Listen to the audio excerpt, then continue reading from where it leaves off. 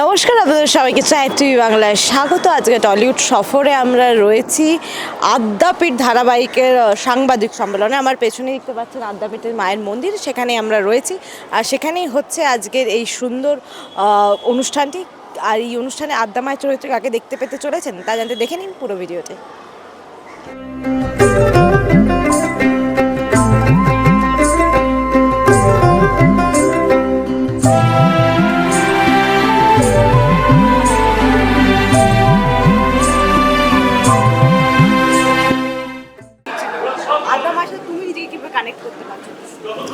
Actually আমি আমি না ঠাকুরের সাথে নিজেকে খুব কানেক্ট করতে পারি। অ্যাকচুয়ালি আমি তো ভগবান না, কিন্তু কোথাও যেন আমার আমি প্রচণ্ড ঠাকুর বা ভগবান ভক্ত। আমি আমি যখন সময় পাই আমি মন্দিরে মন্দিরেই যাই। আমার এটা ছোটোর থেকেই আমি এরকম। তাছাড়া আমার বাড়িতেও 40 বছরের মা সন্তোষীমা প্রতিষ্ঠা করা আছে। তো সেই জন্য আমার ঠাকুরের প্রতি কোথাও যেন ভগবানের প্রতি ভক্তিটা ছোটোবেলার থেকেই। যখন এই প্রজেক্টটার জন্য আমাকে রাজাদা বলেন, আমি ওই জন্য কোনোভাবেই ভাবিনি। কারণ এর আগের স্বামী বিবেকানন্দ মা শারদামণি আমি করতাম, ওখানে চ্যানেল আমাকে অনেক সাহায্য করেছে চরিত্র ফুটিয়ে তোলার জন্য এবং কীভাবে নিজেকে আমি প্রিপেয়ার করতে পারবো। তো এটাতেও অনেকভাবে আমাকে হেল্প করছে। আমি তো মা হতে হয়তো পারবো কি না সেটা তো দর্শকরা বলবে, যে আমাকে কতটা চরিত্রে মানাচ্ছে বা আমি ঠিকঠাক করতে পারছি। তবে অবশ্যই আমি চেষ্টা করছি। রিসার্চ ওয়ার্ক কী ছিল? আমার রিসার্চ ওয়ার্ক বলতে আমাকে রাজাদা যতটুকু বলেছিলেন যে আদ্যা মায়ের চরিত্র কীরকম ছিল, ঠিক সেরকমই আমি রিসার্চ ওয়ার্ক করছি। এর থেকে আর যতটা আর কি শ্যুট শুরু হয়েছে তার মধ্যে দিয়েই তো আমি জানতে পারছি। আগের থেকে আমি খুব একটা যে আমার জানা ছিল আমি তা বলবো না। আমি চরিত্রটা করছি, আস্তে আস্তে আমি শিখছি, জানছি। সেটে গিয়ে কিছু ঘটনা যেটা থেকে মনে হচ্ছে মা খুব কাছে এসে ফিল করতে পেরেছে মায়ের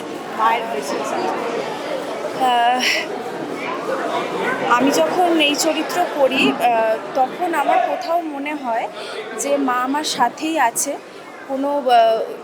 অনেক সময় অনেক কিছু হয়তো টুকটাক সমস্যা বা ভুলভ্রান্তি আমরা করি, যেখানে নিজেকে আমি ফিল করতে পারি যে মা আমার সাথেই রয়েছে। তো এই ফিলগুলো তো করি, যেগুলো সবটা হয়তো আমরা বহিঃপ্রকাশ করতে পারি না, কিন্তু ভেতরে ভেতরে নিজেকে ফিল করতে পারি। এরকম একটা গল্প, এটা বাঙালির ইমোশনের সাথে জড়িয়ে। আর তুমি আদ্যাপীঠ করার আগে কি রিসার্চ ওয়ার্ক ছিল তোমার? রিসার্চ বলতে আদ্যাপীঠের অন্নচরণ ঠাকুরের একটা জীবনী আছে স্বপ্নাদেশ। সেই স্বপ্নাদেশ গ্রন্থটা আমি পড়েছিলাম। আমাকে ডিরেক্টর স্যার বলেছিলেন ওটা পড়ার জন্য, এবং আমি আদ্যাপীঠে এসেছি প্রথমবারের জন্য।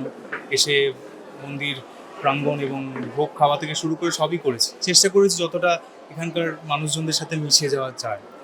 কারণ এরকম একটা পৌরাণিক চরিত্র তো আগে কখনো হয়নি, তাই যে সমসাময়িক যা রেফারেন্স পেয়েছি সেটাকে কাজে লাগানোর চেষ্টা করেছি। হ্যাঁ, এরকম একটা চরিত্র তো ভাঙতে হবেই, এবং যে কোনো অভিনেতাদের পক্ষে এটা একটা চ্যালেঞ্জিংয়ের চরিত্র।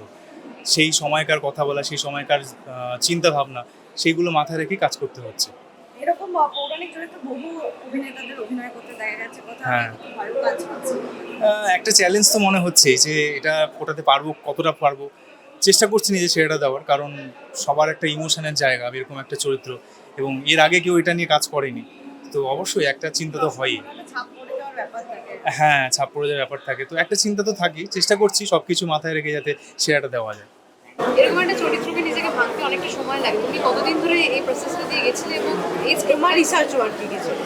প্রথমত হচ্ছে আমি 1 মাস আগে জানতে পারি যে এই চরিত্রটা আমি করছি। আমি গুগলে অনেক সার্চ করি এবং আমাদের ডিরেক্টর সুশান্ত দা আমাকে ভীষণভাবে গাইড করে নানান বই দিয়ে।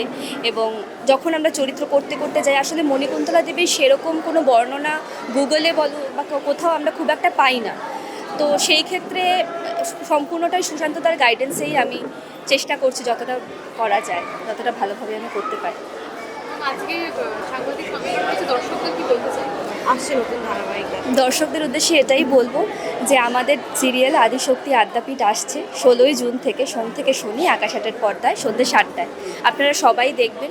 আদিশক্তি আদ্যাপীঠ এই প্রথমবার এমন একটা সিরিয়াল আসছে যেটা আদ্যাপীঠ নিয়ে, এর আগে কখনো আসেনি। আমরা চেষ্টা করছি যতটা অথেন্টিকভাবে গল্পটা আপনাদের সামনে তুলে ধরা যায়। আপনারা সবাই দেখবেন। বিনোদনের এরকম সমস্ত আপডেটের জন্য অবশ্যই চোখ রাখুন টাইপ টিভি বাংলার পর্দায়।